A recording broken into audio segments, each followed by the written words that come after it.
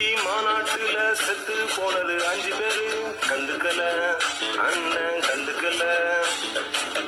மதுரை மாநாட்டுல செத்து போனது 3 பேரு கண்டுக்கல, அண்ணன் கண்டுக்கல. திருச்சி கண்டுக்க மாட்டார், அத்தையும் கண்டுக்க மாட்டார்.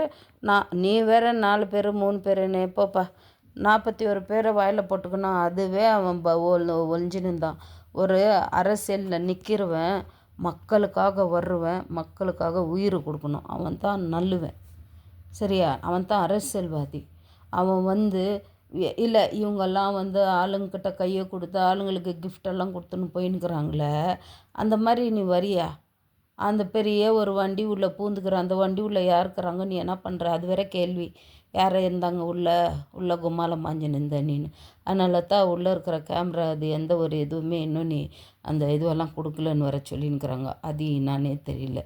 இப்படி இருக்கும்போது நீங்கள் வேற கண்டுக்கலன்னுக்கிறீங்க. போப்பா, நீங்கள் சும்மா டென்ஷன் பண்ணின்னு இருக்கிறீங்க நீங்கள்லாம்.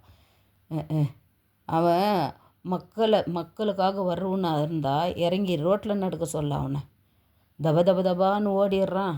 41 உயிர் சரிஞ்சு கீழே விழுது, ஓடுறான் அவன். அங்கேருந்து வந்தவங்களை பார்த்து குறை கூறுறீங்க. பேவர்சிங்களா நீங்கன்னு ஒன்றுமே புரியல. அங்கேருந்து ஹெல்ப் பண்ணுங்கள. ஒரே நைட்டில் 41 உயிர் எப்படி போஸ்ட்டு மாட்டோம்? அம்மா அவங்க வாய்ங்களெல்லாம் என்னத்தை தான் வைக்கிறதோ எனக்கு ஒன்றுமே புரிய மாட்டேன்னு. ரொம்ப டென்ஷன் ஆகுது எனக்கு. நிஜமாக சொல்கிறேன். நான் கரன்சி போட்டு என் ஃபோனில் நான் கரன்சி போட்டு நிம்மதியாக எதனா ஒரு கேக் பார்க்கலான்னா கண்டதெல்லாம் இங்கே டார்ச்சர் ஆகுது எனக்கு.